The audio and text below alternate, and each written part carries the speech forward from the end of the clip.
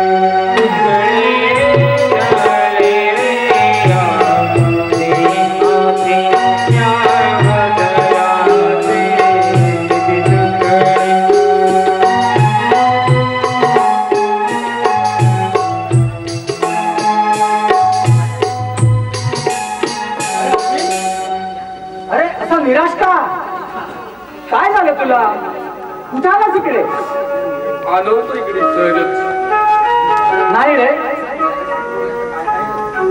अरे आज तुझ्याकडे बघितलं तर तुझ्या चेहऱ्यावर सारा नैराश्य दिसतोय. सांग सांग काय घडलं? अरे प्रत्येक माणसाने कसं हिमतीनं संकटाला तोंड द्यायला पाहिजे. काय करू रे मी? सका सांग काय करू रे? काय अरे असं झालं तरी काय तुला? विद्यार्थ्यांच्या हातात भीतीचे कटोरे यावं. वेळेला कर्ज देण्या इतपत एवढा तिचा समर्थ मावसा. अरे कोसळणाऱ्या आभाळाला थोपवून धरणारा हायचा भाऊ आणि माझ्या ताईची अशी अवस्था.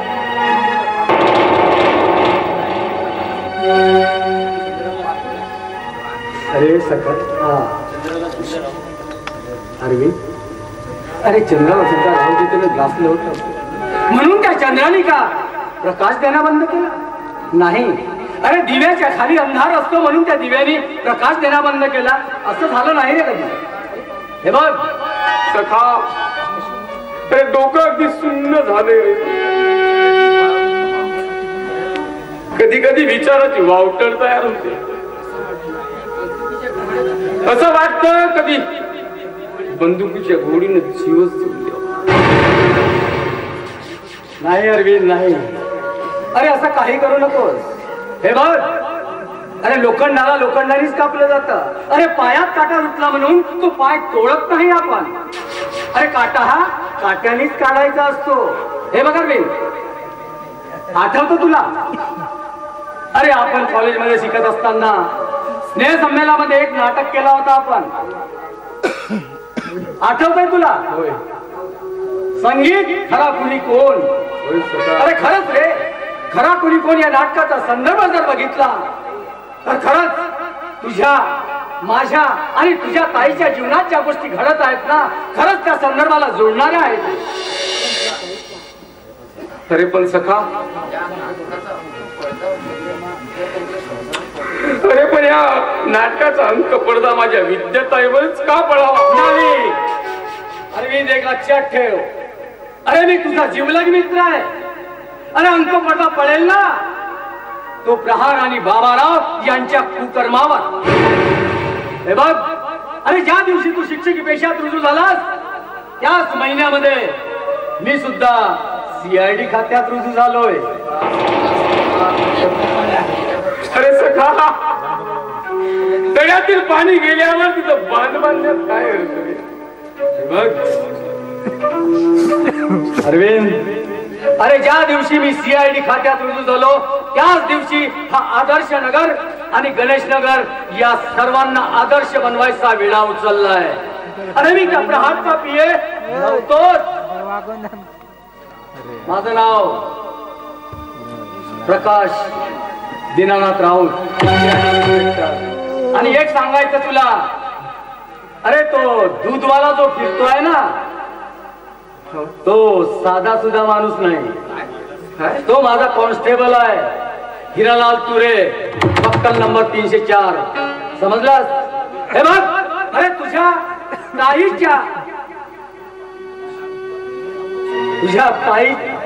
तुझ्या ताईच्या संसारावर जो संकट आलेला आहे ना, त्या संकटाला सामोरं जायची ताकद ठेव. मी तुझ्या सोबत आहे. जोपर्यंत तुझ्या ताईचा संसार जागेवर बसत नाही तोपर्यंत हा विडा कायम राहील. फक्त तुला एका शब्दावर जागर राहायचं आहे. म्हणजे तू माझा खरा मित्र, खरंच सखा मित्र.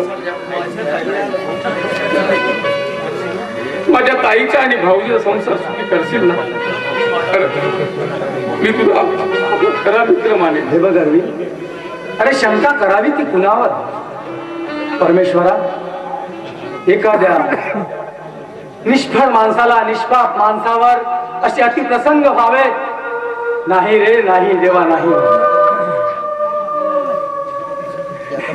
एक दिवस असं येईल की देवा तुमच्यावरही विश्वास राहणार नाही. या सामान्य माणसाचा नाही राहणार.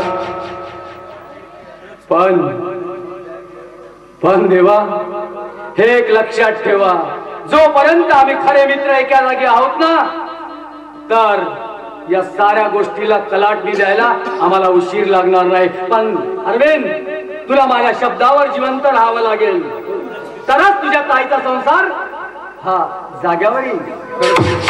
चल माझ्या बरोबर. खरंच मित्रा, तू मला आज भेटलास, खूप आनंद झाला रे मला. तुला बघून माझं मन प्रसन्न झालंय. आता मला खरं वाटतंय माझ्या ताईला खरंच माझं जीवन मिळणार.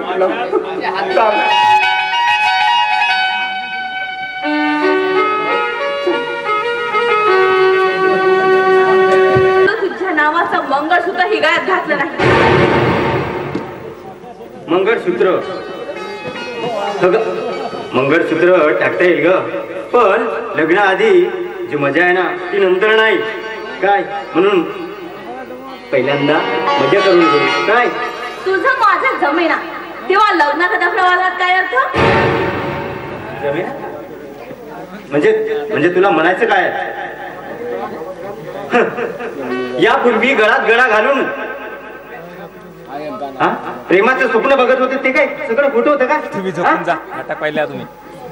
हो, ते स्वप्न होतं, वास्तविक जीवन नव्हतं. स्वप्न स्वप्न सुद्धा साकार करता येतात. स्वप्न साकार करण्यासाठी कुशल मर्द हवा असतो. म्हणजे तुला म्हणायचं आहे की मी मरत नाही? होय, तू मर्द नाहीस. कोण सांभाळून बोल. काय समजते स्वतःला तू? हे बघ, तू धडधडीत अपमान करीत आहेस माझा. सन्मान आणि अपमान या शब्दाचा अर्थ तरी करतो काय? नाही, मी काय केलं? वा, चोराच्या उलट्या पोंबा. मने काय केलं? प्राध्यापक विद्याधर यांना देशोधडीला लावण्यास तूच मदत केलीस ना? देवता समान बहिणीला भीक मागायला लावलं आणि तू का मला पंडितारांकित हॉटेलमध्ये मिष्टान्न देणार आहेस? हे बघ, तू मला उपदेश करू नकोस, कारण तुला कमी जास्त करायला मला वेळ लागणार नाही. बरं, काय करणार तू? करून काय करणार बरं? अरे हिम्मत असेल तर हात तर लावून पहा. हिम्मत?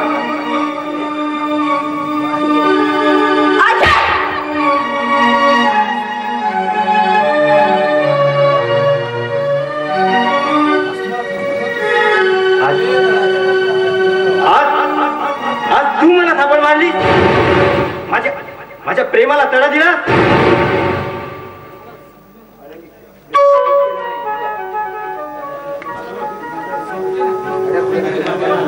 मी कधीच प्रेम केलं नाही तुझ्यावर, समजलं? तुझ्यासारख्या धोकेबाज माणसासोबत प्रेम करून काय अर्थ?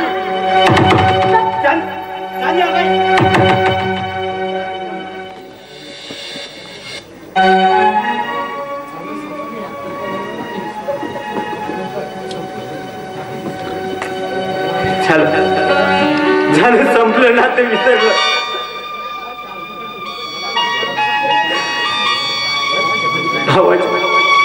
भावाच्या पवित्र नात्याला कलंक लागलंय. खरंच मनापासून प्रेम केलंय का तुझ्यावर, आणि आज तू माझ्या प्रेमाला दगा दिला. चांदी चांदी खरंच मनापासून प्रेम करते ग. मला दे ग चांदी. मी तुझ्याशिवाय नाही जगू शकत, नाही जगू शकत चांदी.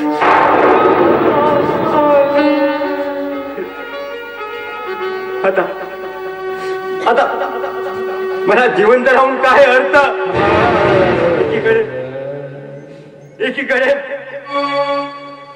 भाऊ दादा वहिनीच्या पवित्र नात्याला मी कलंकित केलंय.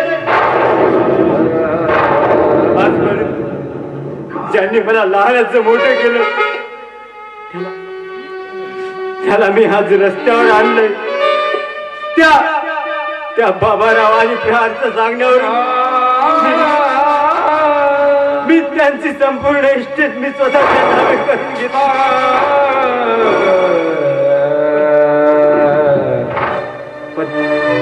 पण त्या बाबारावांनी प्रहारने सुद्धा तो स्टॅम्प पेपर माझ्याकडून हिसकावून घेतलाय. मी रस्त्यावर आलोय. आता मला जगण्याचा काही एक अधिकार नाही.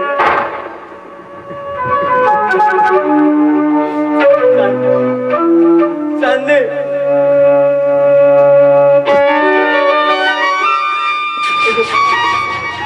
काय उरले ग माझ्या समोर. काय या काठावर आणि सोडलीस का.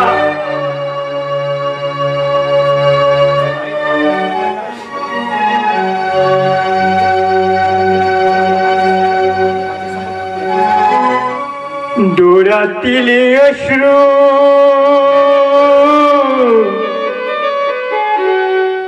डोळ्यातील अश्रू आज आले ओठावर. आठवर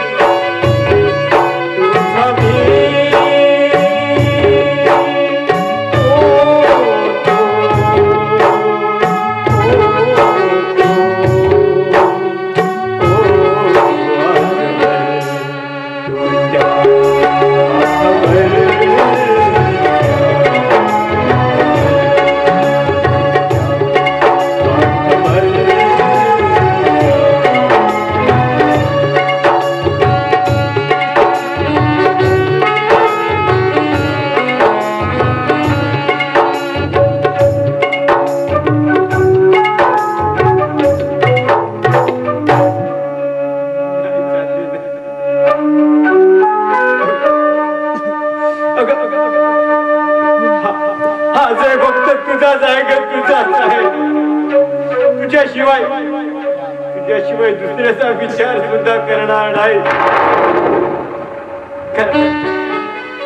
कारण अंतःकरणातून प्रेम केले होते का तुझ्या? तू नर्तकी आहेस याचं सुद्धा भान राहिले नाही का मला? पण खरंच मला जागा दिलास आणि ज्या बाई मी आपल्या दादा वहिनीला मुकलो. खरंच माझे दादा म्हणायचे नर्तकी शेवटी नर्तकीच असते. पण त्यांची गोष्ट मी मानली नाही आणि त्यांना देशोधडीला लावलंय मी. नाही, मला या समाजात जगण्याचा काय अधिकार नाही.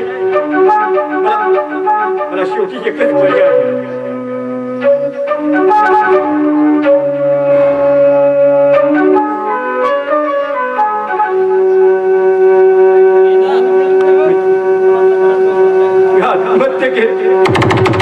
आत्महत्येशिवाय मला दुसऱ्या पर्याय नाही.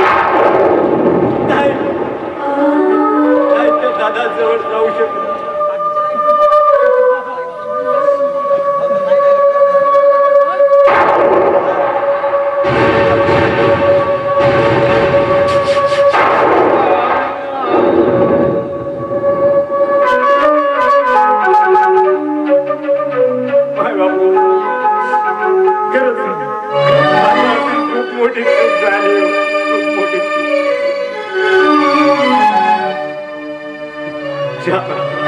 ज्या दादांनी मला राजाच्या फोडाप्रमाणे जपलंय त्यांनाच मी दुरावलंय.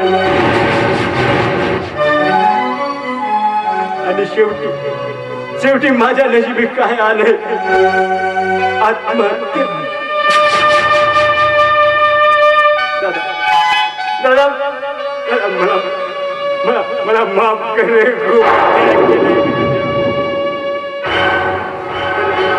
चुकलोय मी. खरंच माझी 10 पुढाची विनंती आहे. खरंच तुम्ही सुद्धा असं करू नका.